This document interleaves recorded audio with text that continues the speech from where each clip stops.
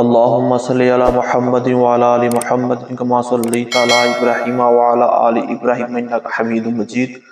اللهم بارك على محمد وعلى آل محمد كما باركت على إبراهيم وعلى آل إبراهيم إنك حميد مجيد. اللهم صل على سيدنا مولانا محمد معدن الجود والكرم وآله وبارك وسلم. هو القادر هو الحق هو المعين هو الحق. یا شیخ عبدالقادر جیلانی شیئا للہ المدد. یا شیخ طارق شیئا للہ.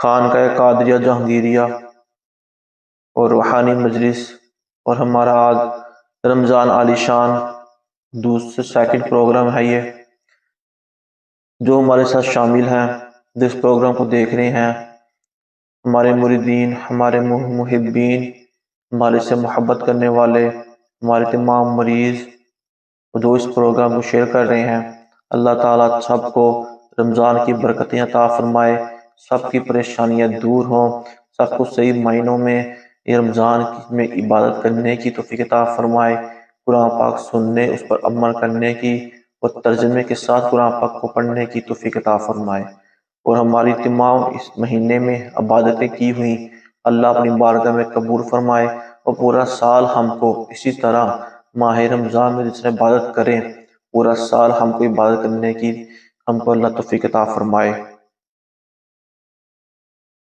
سب کو دیکھنے والوں کو میری طرف سے السلام علیکم ورحمۃ اللہ وبرکاتہ. آپ سب کو ماہ رمضان کی پیاری افطاری، پیاری سحری مبارک ہو. آپ نے دوسری تراویح ادا کر لی، اللہ آپ کا تراویح میں شرکت کرنا اپنی بارگاہ میں قبول فرمائے. آج رمضان عالی شان میں مرشد کی ضرورت کیوں محسوس ہوتی ہے؟ مرشد ہوتا کون ہے؟ مرید کیا کیوں جاتا ہے؟ اس کی شرعی حیثیت کیا ہے؟ شریعت اور طریقت کیا یہ الگ ہیں؟ یہ ایک ہی راستہ ہے؟ ان کی تعریف کیا ہے؟ اس پر مختصر سا کلام کیا جائے گا. آپ سب اس پروگرام میں ہمارے ساتھ رہیے. سب سے پہلے ہم پڑھتے ہیں، سنتے ہیں کہ بیعت کیوں ضروری ہے؟ بیعت کا مطلب کیا ہے؟ بیعت کا لغوی معنی جو ہے بک جانا، مطلب کسی بیچنا، اپنے آپ کو بک جانا کسی کے ہاتھ پہ، اس بیعت کا یہ مطلب ہے. مطلب کسی کامل پیر کے ہاتھ پہ اپنا ہاتھ دے کر اپنے گزشتہ گناہوں سے توبہ کرنا اور آئندہ گناہوں سے بچنے کی نیت سے کسی کامل پیر کے ہاتھ میں ہاتھ دے کر ان کی بیعت کرنا، اپنے آپ کو بیچنا، کہ جب آپ نے کسی کی بیعت کر لی ہے پھر آپ کو اس کے مطابق چلنا چاہیے. لیکن یہاں پہ بات یہ آتی ہے کہ بیعت کب کریں اور کس کے ہاتھ پہ کریں؟ ہم کو کس طرح پتہ لگے گا یہ ٹھیک ہے؟ باطن ہم کسی کا نہیں جانتے، لیکن ظاہری طور پر ہم دیکھ سکتے ہیں کہ جس پہ ہاتھ پہ اپنا ہاتھ دے رہے ہیں وہ کس طرح کا ہے. جس طرح آج اپنے بچے کو کسی اسکول میں داخل کروانا ہو یا یونیورسٹی میں بھیجنا ہو، کسی کالج میں بھیجنا ہو، تو ہم پہلے چیک کرتے ہیں وہ کالج کس طرح کا ہے، اس کی ریپوٹیشن کیا ہے، وہاں پہ ایجوکیشن کس طرح کی دی جا رہی ہے، یونیورسٹی ہے، اسکول ہے، اس طرح تعلیم کس طرح کی ایجوکیشن پرووائڈ کر رہا ہے. ہم یہ سب کچھ تحقیق کرتے ہیں، پھر اپنے بچے کو اس یونیورسٹی، کالج یا اسکول میں ایڈمیشن کرواتے ہیں اس کا. تو پھر ایک پیر کے ہاتھ میں اپنا سب کچھ ہاتھ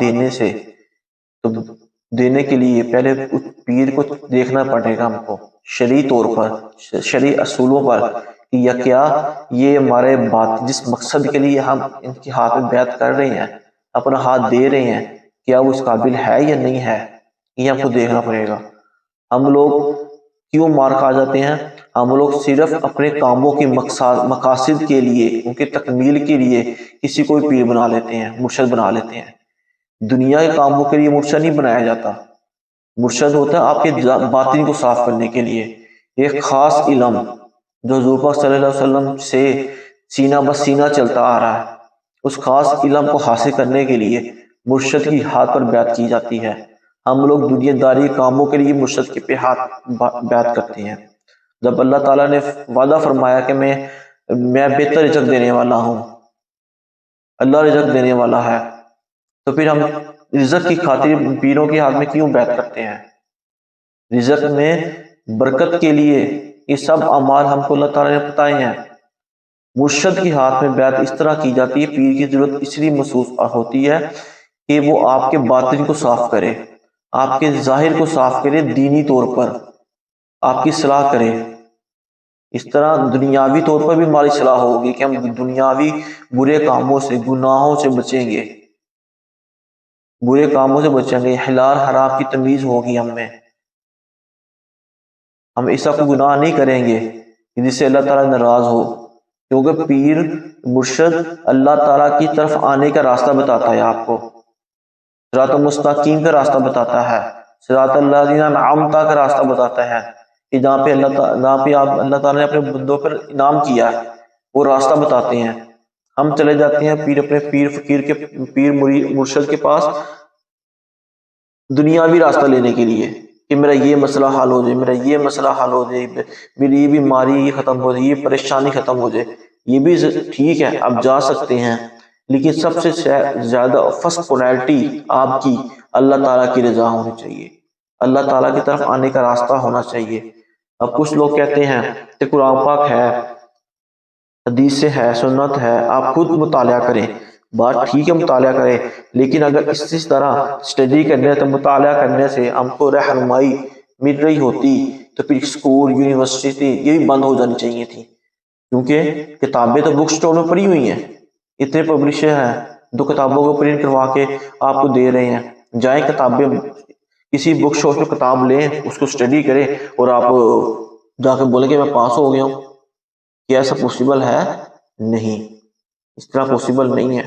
تو اسی طرح ہم کو باقاعدہ قسم بھی ہم کتابیں لے کے اس کو اسٹڈی کر رہے ہیں، لیکن ڈگری کے لیے، ایک پروف کے لیے، ہم کو کسی اپنے آپ کو چیک کروانے کے لیے کسی یونیورسٹی، کالج یا اسکول میں ایڈمیشن لینا پڑتا ہے، وہاں پہ ایگزام دینے پڑتے ہیں، پھر جا کے ہم کو ڈگری ایشو کرتے ہیں، پھر ہم کو پتہ ہوتا ہے کہ ہاں پھر دنیا مانتی ہے، یہاں اب یہ اس قابل ہے، اس نے یہ پاس کیا ہوا ہے، لیکن پھر بھی امتحان دنیا کے چلتے رہتے ہیں۔ اسی طرح مرشد سے رہنمائی لے کے قرآن پاک کا مطالعہ کیا جائے گا۔ ترجمہ پڑھیں آپ، لیکن کچھ سمجھنے کے لیے آپ کو کسی کامل کے پاس جانا پڑے گا۔ ہر مرشد عالم ہوتا ہے، عالم مرشد ہو یہ ضروری نہیں ہے، یہ اللہ تعالیٰ کی خاص رحمت ہوتی ہے اپنے نیک بندوں کے پر۔ جس طرح اللہ تعالیٰ نے وہی بھیجی فرشتوں کے ذریعے، اپنے انبیاء کرام تک رسائی تک پہنچائی، اور انبیاء کرام نے کم بتایا کہ ڈیوٹی لگائی کہ آپ آگے آپ اپنی عوام، اپنی امت پر یہ پیغام پہنچائیں میرا، کہ اللہ تعالیٰ ڈائریکٹ مسلمانوں کے سینوں میں پیغام نہیں پہنچا سکتے تھے، لیکن اللہ تعالیٰ نے ایک سسٹم بنایا ہے۔ اسی طرح اللہ تعالیٰ نے پیغام فرشتوں کے ذریعے پہنچایا انبیاء علیہ السلام تک، اور انہوں نے آگے امت کو ٹرانسفر کیا، ان کو بتایا یہ پیغام آیا ہے، کیا زندگی گزارنے کے طریقے، شریعت کیا ہے، انہوں نے پیغام دیا۔ پھر اب حضور ہمارے نبی پاک صلی اللہ علیہ وسلم خاتم النبیین، ان کے بعد وہی کا سلسلہ ختم ہو گیا، وہ دین اسلام آپ صلی اللہ علیہ وسلم تک مکمل ہو گیا۔ پھر آپ صلی اللہ علیہ وسلم اپنے صحابہ کرام کی تربیت کرتے اور ان کو مختلف علاقوں میں بھیج دیا کرتے تھے کہ جا کے آپ وہاں پہ اسلام کی اشاعت کریں، جا کے جو میں نے پیغام آپ کو بتایا، آپ کی تربیت کی ہے، آپ جا کے دوسرے علاقوں میں تربیت کریں۔ اسی طرح اسلام برصغیر ہندوستان اس علاقوں میں پہنچا۔ یہ عرب ممالک تو نہیں نہ ہے، یہ ایشیائی ممالک ہے۔ اس طرح صحابہ کرام اس علاقے میں آئے، انہوں نے تبلیغ کی تو ہم تک اسلام پہنچا، اور اسی طرح ان کے بعد پھر تابعین، تبع تابعین، مومنین، پھر اس کے بعد اللہ کے ولی اولیاء کرام کی ڈیوٹی لگی، اسلام کو کیا ہے، کس طرح وہ پہنچا رہے ہیں، عالم دین، اولیاء کرام، یہ سب اس راستے کے میں آتے ہیں۔ تو ہم کو اسی لیے مرشد کے پاس جانا پڑتا ہے۔ ایک استاد، مرشد ایک استاد ہوتا ہے، جس طرح ہم ایک میٹرک کی بھی کیا 5ویں کلاس کی بھی بکس ہیں، اس کو ہم خود اسٹڈی نہیں کر سکتے، اس کے لیے ہم بچوں کو اکیڈمی میں ایڈمیشن کرواتے ہیں، اس کا مختلف سبجیکٹ کے اکیڈمی اس ٹیچروں کے پاس پروفیسر کے پاس بھیجتے ہیں۔ ایک ٹیچر سارے سبجیکٹ نہیں پڑھا سکتا، میتھ کا جو ٹیچر ہے وہ انگلش نہیں پڑھائے گا آپ کو، حالانکہ انگلش اس کو آتی ہے لیکن اسپیشل وہ میتھ میں ہے۔ اس طرح فزکس والا کیمسٹری نہیں پڑھائے گا، کیمسٹری والا کوئی اور سبجیکٹ نہیں پڑھا سکتا۔ کیوں؟ یہ دنیاوی کتاب کی بات ہو رہی ہے صرف ابھی۔ تو کیا قرآن پاک اور احادیث ہم خود ہی اپنے سے ہی اس کو مطالعہ کر سکتے ہیں؟ نہیں، اس کے لیے بھی ایک استاد لازمی ہوتا چاہیے جو آپ کی رہنمائی کرے گا کہ یہ صحیح ہے، یہ کیا چیز ہے، سمجھائے گا آپ کو۔ اور مرشد بھی ایک استاد ہوتا ہے، اسی لیے مرشد کی ضرورت بہت زیادہ ہے۔ تو اس زمانے میں ایک کامل مرشد کے ہاتھ میں بیعت ہونا ضروری ہے۔ دعا کی دنیاوی سنوارتا اللہ کے شریعے کے مطابق، اور آخرت بھی آپ کی سنوارتا ہے، اس کا بھی راستہ بتاتا ہے، اس کی تیاری بھی کرواتا ہے آپ کو۔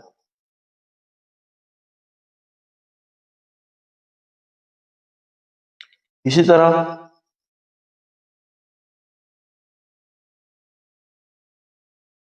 ہم کو مرشد کے پاس جانے کے لیے دیکھنا کہ ہم جس کے ہاتھ میں بیعت کرنے والے ہیں، جس کو ہم استاد دیکھنے والے ہیں، اس میں کیا کوالٹی ہونی چاہیے، اس میں سے کیا ہونا چاہیے کہ ہم اسی پہ ہاتھ پہ بیعت کریں۔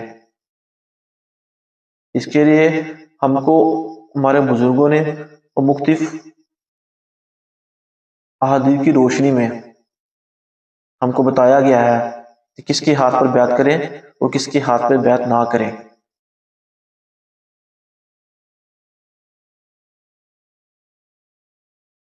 کسی مرشد کے ہاتھ میں بیعت کرنے کے لیے سب سے پہلے یہ دیکھنا اس کی میں 4 نشانیاں ہونی چاہیے،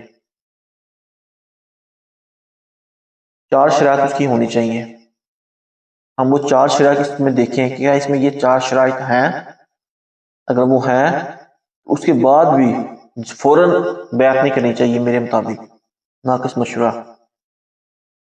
ہم کو ان کے ساتھ اپنے مرشد کے ہاتھ کو، ہم کو 4 شرائط ہماری پوری ہو گئی ہیں، ہم کو ان کے ساتھ کچھ ٹائم گزارنا چاہیے، 6 ماہ 1 سال تک ان کی تربیت لینی چاہیے۔ تو کیا وہ ہماری تربیت ویسے کر رہے ہیں جسے حضور جو ہم کو چاہیے، جو شریعت بتا رہی کہ اسی تربیت کر رہے ہیں، وہ ہماری اصلاح کر رہے ہیں؟ تو اگر وہ کر رہے ہیں پھر آپ 1 سال کے بعد 6 مہینے کے بعد آپ ان کے ہاتھ پہ بیعت دے دیں، آپ ہاتھ میں بیعت کر دیں، ان کے مرید ہو جائیں، لیکن 6 مہینے تک کچھ عرصے تک ان کے ساتھ گزاریں، ان کی تربیت ملے، ان کے پاس آنا جانا لگا رہے آپ کا، آپ کو پتا ہو وہاں پہ کیا ہو رہا ہے۔ دو مرشد بنانے کی 4 شرائط ہیں، اس میں یہ ہے کہ سب سے پہلے وہ سنی سید عقیدہ ہو، اہل سنت والجماعت کے جو عقیدے ہیں جو ہے ان کے اوپر وہ صحیح عقیدہ ہو، اپنے عقیدے پہ مضبوط ہو، بد مذہب نہ ہو وہ۔ دوسری شرط یہ ہے کہ ضروری علم کا ہونا، بس جو فرض علوم ہے کم از کم وہ ان کو آتے ہوں،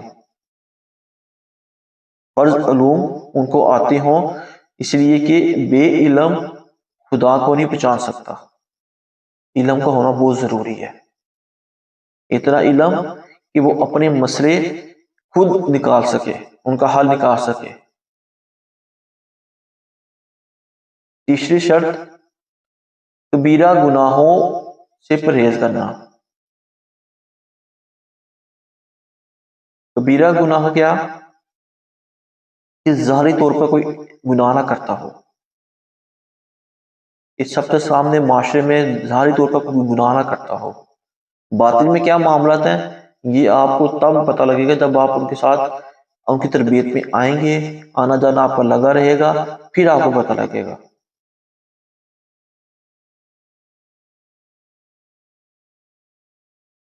چوتھی شرط ان کا سلسلہ حضور پاک صلی اللہ علیہ وآلہ وسلم کے ساتھ ملتا ہو، اس طرح طریقت جو ہے سیرہ بسر کہنا، حضور پاک صلی اللہ علیہ وآلہ وسلم نے صحابہ کرام کی تربیت کی، انہوں نے پھر وہ علاقے میں جاتے رہے، وہاں پہ جا کے لوگوں کی تربیت کی، اس طرح پورا سلسلہ جو ہے سلسلہ طریقت حضور پاک صلی اللہ علیہ وآلہ وسلم تک پہنچتا ہو کہ ان کو کہاں سے اجازت تھی، ان کے مرشد کون تھے، ان کے مرشد کون تھے. اس سے پوری ایک زنجیر ہے، یہ پوری ایک کڑی ہے، یہ پورا سلسلہ ہے، یہ حضور پاک صلی اللہ علیہ وسلم تک پہنچتا ہو، یہ سلسلہ متصل نہ ہو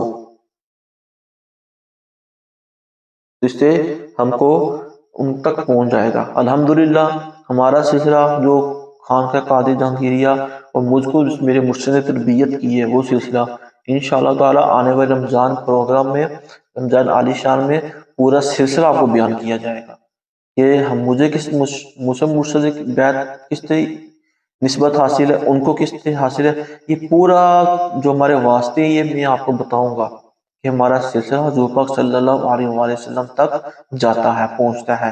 انشاءاللہ آنے والے ٹائم میں رمضان کے پروگرام جو ہوں گے اس میں آپ کو یہ پورا سلسلہ بتایا جائے گا. یہاں پہ ایک دو چیزیں اور عرض کرنے کی ضرورت ہے کہ شریعت اور طریقت کیا ہے. کچھ لوگ کہتے ہیں کہ شریعت الگ ہے، طریقت الگ ہے. نہیں، یہ دونوں ہے کیا، ان کا مطلب کیا ہے. شریعت کا لفظ جو ہے وہ شرع سے نکلا ہے، شرع راستہ، جبکہ طریقت کا لفظ طریق سے ہے. طریق کا مطلب بھی راستہ ہی ہے. شریعت طریقت دونوں راستہ ہی ہیں، یہ دونوں یہاں پر دونوں کا راستہ ایک ہو گیا. اب شریعت سے مراد کیا ہے؟ تو شریعت کا راستہ ہے دونوں راستے ہیں نا، مطلب کیا دونوں کا؟ شریعت کا جو راستہ ہے وہ چوڑا وہ سیدھا ہے.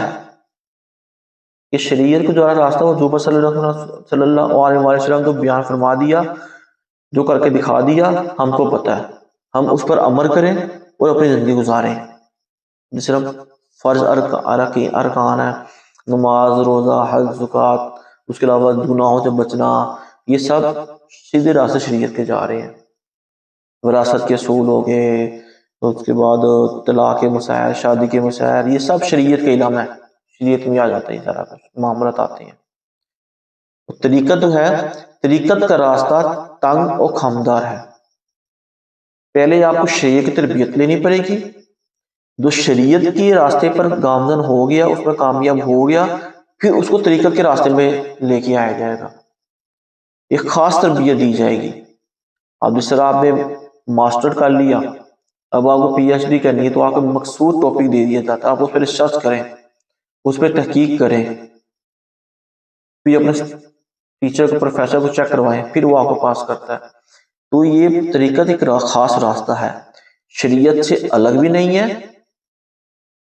وہ شریعت کے ساتھ بھی ہے، ساتھ ہے. یہ اب ماسٹر کے بعد آپ پی ایچ ڈی کرتے ہیں تو ماسٹر کے علاوہ تو پی ایچ ڈی نہیں کر سکتے، پہلے آپ کو ماسٹر تک آنا پڑے گا، پھر آپ پی ایچ ڈی کر سکتے ہیں.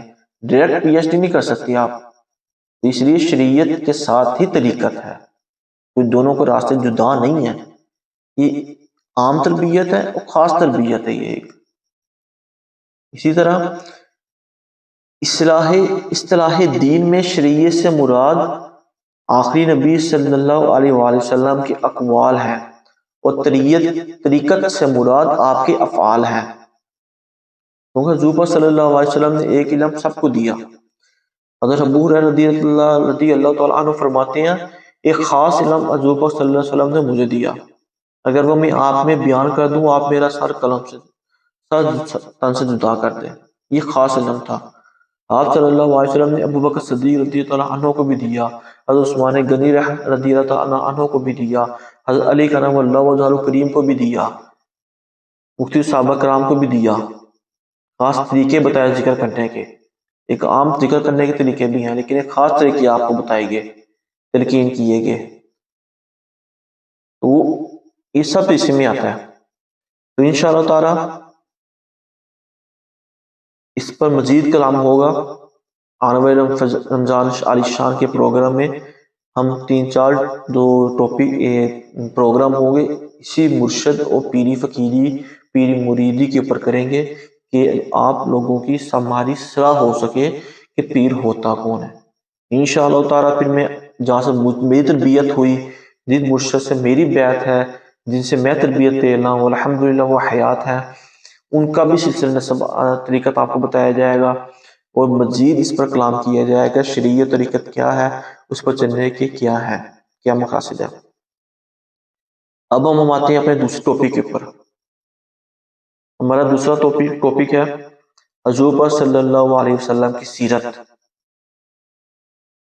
اس پر ہم آج دیکھیں کہ ہمارے نبی پاک صلی اللہ علیہ وسلم کو کون سی غذائیں پسند تھیں۔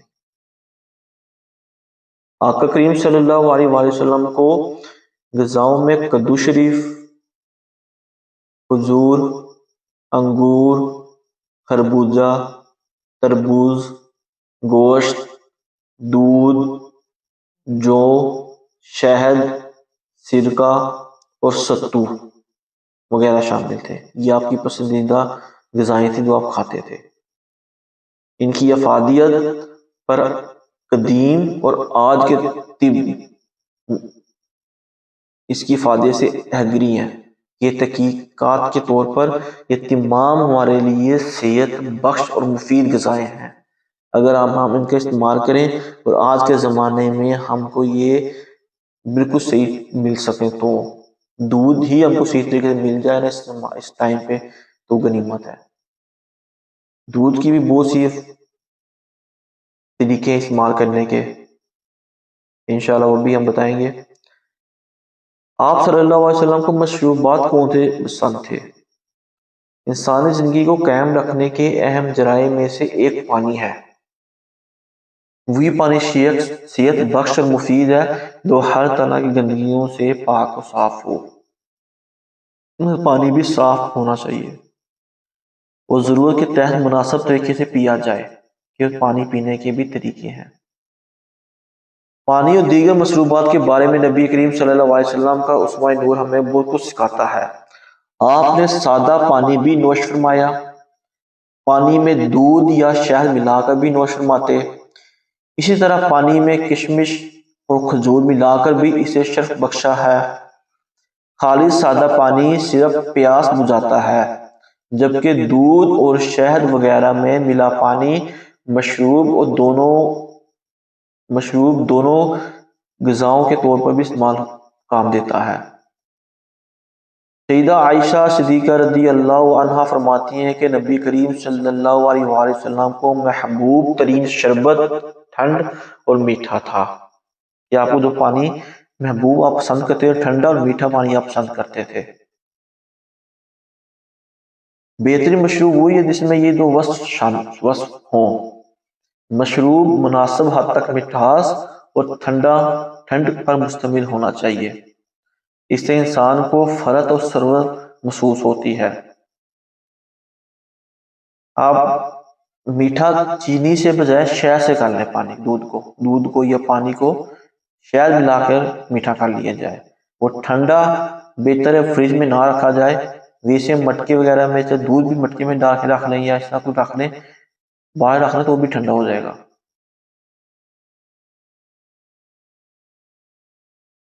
آپ صلی اللہ علیہ وسلم مشروبات پینے سے پہلے دعائیں پڑھتے، جیسے پانی پینے کی دعائیں، صرف دودھ پینے کی دعا ہے یہ آپ پڑھتے تھے، آپ کے معمولات میں تھا۔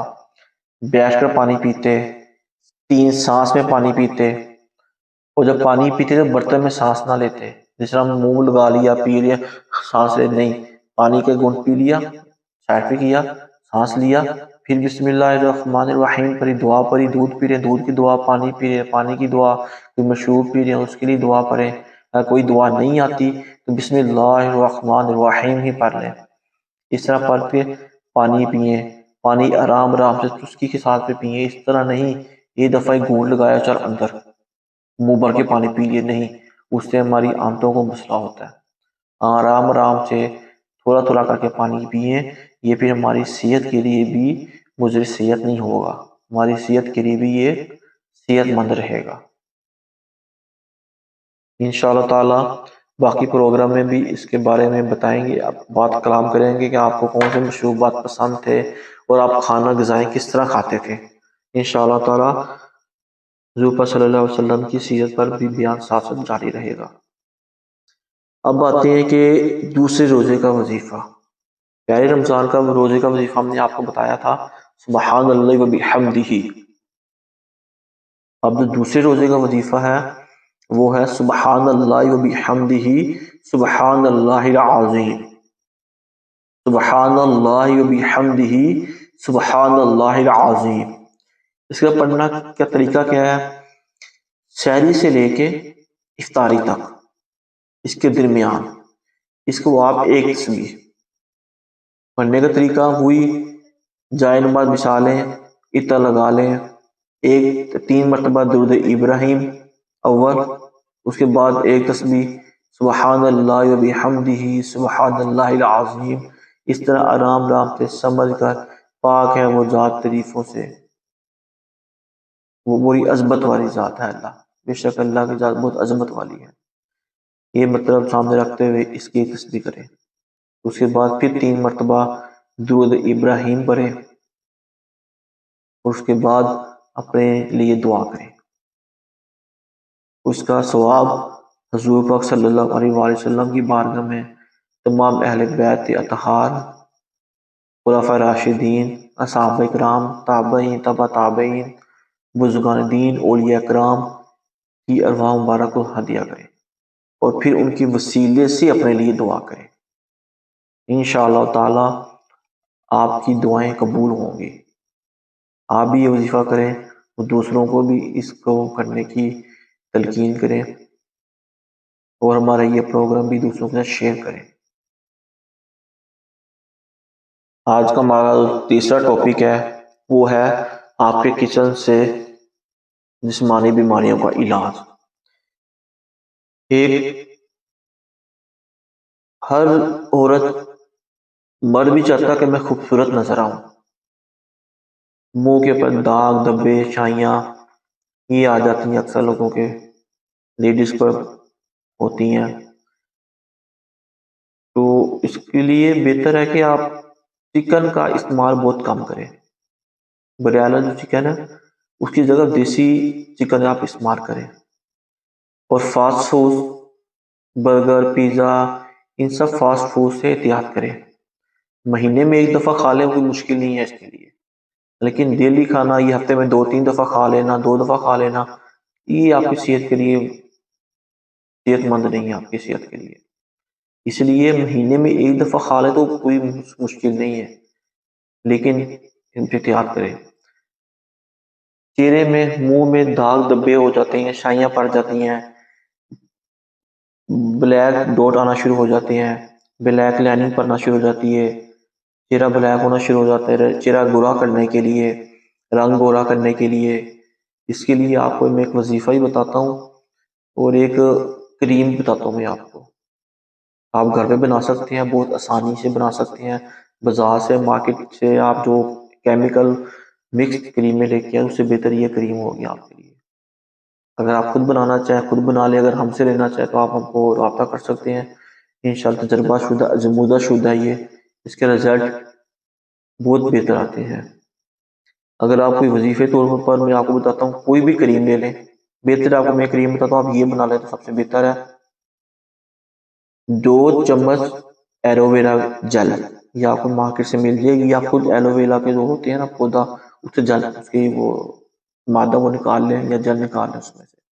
2 چمچ ایلو ویرا جل کے لینے آپ نے، 1 چمچ روغن بادام اچھی کوالٹی کا، 1 چمچ روغن بادام کا تیل، 1 چمچ گلیسرین، یہ بھی آپ کو میڈیکل سٹور سے مل جائے گی، اچھی کوالٹی کی لے لیں کسی بھی کمپنی کی۔ یہ 3 چیزیں آپ ملتی ہیں صرف اس کے اندر۔ اگر آپ اس میں ہلدی ملانا چاہیں تو ٹھیک ہے، لیکن یہ 3 چیزیں بھی کافی ہوں گی۔ 2 چمچ ایلو ویرا جل کے، 1 چمچ روغن بادام کا، اور 1 چمچ گلیسرین کا، ان تینوں کو آپ نے مکس کر لینا ہے، ٹھیک ہے۔ مکس کر کے اس کو تھوڑی دیر 5-10 منٹ کے لیے رکھنا ہے۔ اس کے بعد اس کے اوپر سورۃ الشمس، تیسری سپاری کی سورت ہے یہ، سورۃ الشمس، اس کو 40 مرتبہ پڑھ کے اس کے اوپر آپ نے دم کر لینا ہے، اور آخر 3 دفعہ درود شریف کے ساتھ اس کریم جو آپ نے بنائی اس پر دم کر لینا ہے، ٹھیک ہے۔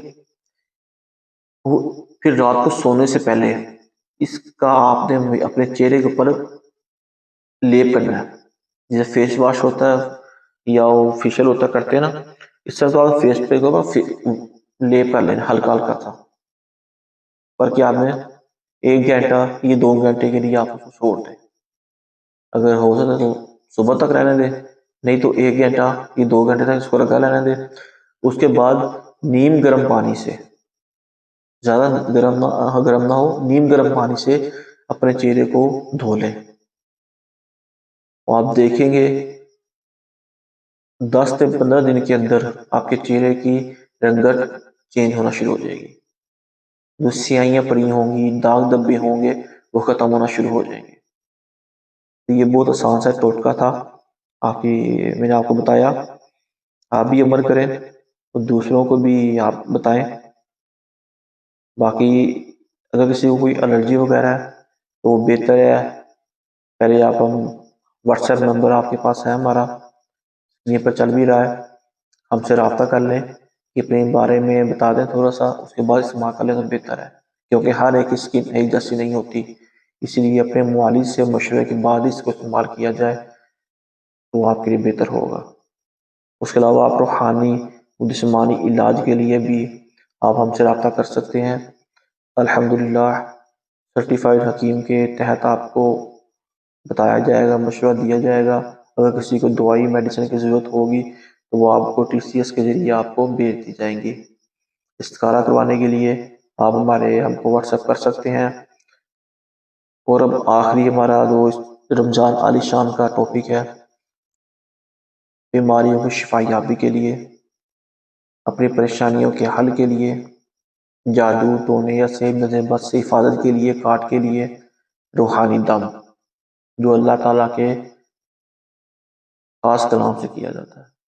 آپ سب لوگ پانی کی بوتل سامنے رکھ لیں، ڈھکن کھول لیں اور باوضو کے بیٹھ جائیں، اپنا ہاتھ اس طرح سینے پہ دل پہ رکھ لیں، اور انشاءاللہ تعالی یہ دم جب کمپلیٹ ہوگا آپ پھر 3 دفعہ اول آخر درود شریف، 1 دفعہ سورہ فاتحہ، 1 دفعہ آیت کرسی، 3 مرتبہ سورہ فلق، سورہ ناس پڑھ کے اس پانی پہ دم کریں اور پی لیں، انشاءاللہ تعالی آپ کو شفا یابی حاصل ہوگی۔ آئیے روحانی دم کی طرف چلتے ہیں۔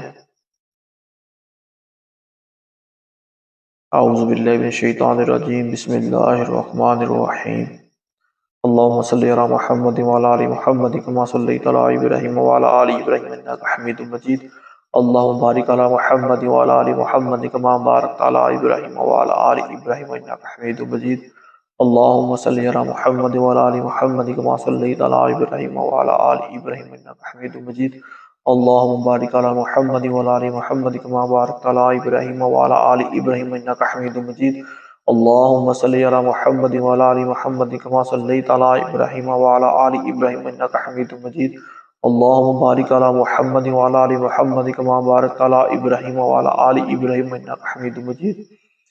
بسم اللہ الرحمن الرحیم، الحمدللہ رب العالمین، الحمدللہ رب العالمین، الحمدللہ رب العالمین، الرحمن الرحیم، مالک یوم الدین، ایاک نعبد و ایاک نستعین، اہدنا الصراط المستقیم، صراط الذین انعمت علیہم غیر المغضوب علیہم ولا الضالین۔ بسم اللہ الرحمن الرحیم، اللہ لا الہ الا هو الحی القیوم، لا تأخذہ سنۃ ولا نوم، لہ ما فی السماوات وما فی الارض، من ذا الذی یشفع عنده الا بإذنہ، یعلم ما بین ایدیہم وما خلفہم ولا یحیطون بشیء من علمہ الا بما شاء، وسع کرسیہ السماوات والارض ولا یؤودہ حفظہما وهو العلی العظیم۔ للہ ما فی السماوات وما فی الارض وإن تبدوا ما فی انفسکم أو تخفوه یحاسبکم بہ اللہ فیغفر من یشاء ویعذب من یشاء واللہ علی کل شیء قدیر۔ آمن الرسول بما انزل الیہ من ربہ والمؤمنون کل آمن باللہ وملائکتہ وکتبہ ورسلہ لا نفرق بین احد من رسلہ وقالوا سمعنا وأطعنا غفرانک ربنا وإلیک المصیر۔ لا يكلف الله نفسا الا وسعها، لها ما كسبت وعليها ما اكتسبت، ربنا لا تؤاخذنا ان نسينا او اخطانا، ربنا تحمل علينا اصرا كما حملته على الذين من قبلنا، ربنا ولا تحملنا ما لا طاقة لنا به واعف عنا واغفر لنا وارحمنا انت مولانا فانصرنا على القوم الكافرين۔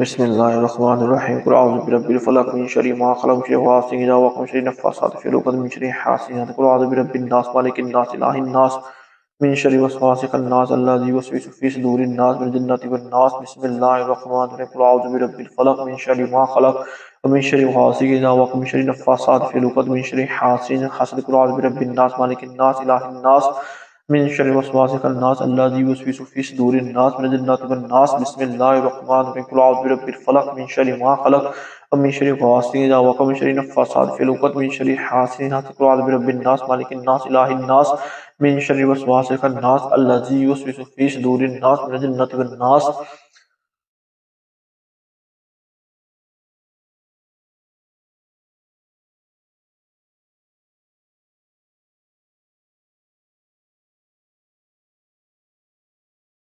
اللهم صل على محمد وعلى ال محمد كما صليت على ابراهيم وعلى ال ابراهيم انك حميد مجيد اللهم بارك على محمد وعلى ال محمد كما باركت على ابراهيم وعلى ال ابراهيم انك حميد مجيد اللهم صل على محمد وعلى ال محمد كما صليت على ابراهيم وعلى ال ابراهيم انك حميد مجيد اللهم بارك على محمد وعلى ال محمد كما باركت على ابراهيم وعلى ال ابراهيم انك حميد مجيد اللهم صل على محمد وعلى ال محمد كما صليت على ابراهيم وعلى ال ابراهيم انك حميد مجيد اللهم بارك على محمد وعلى ال محمد كما باركت على ابراهيم وعلى ال ابراهيم انك حميد مجيد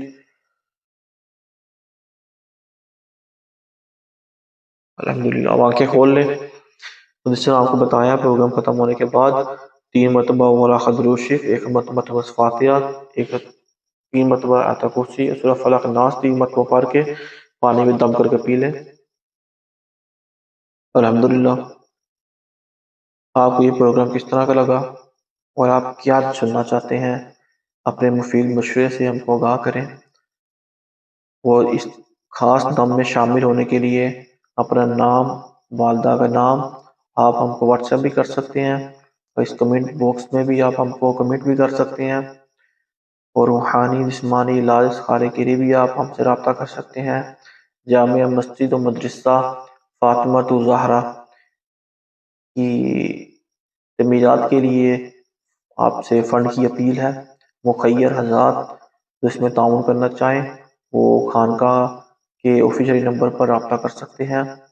ہمارا آفیشیل نمبر آپ نوٹ کر لیں، 0312671407 یہ پروگرام آپ دوسروں کے ساتھ شیئر کریں، کیونکہ اچھی بات پھیلانا صدقہ جاریہ ہے، اور جو کوئی اس پروگرام میں کسی ایک بات پر بھی عمل کرے گا اس کا ثواب آپ کو بھی ملے گا۔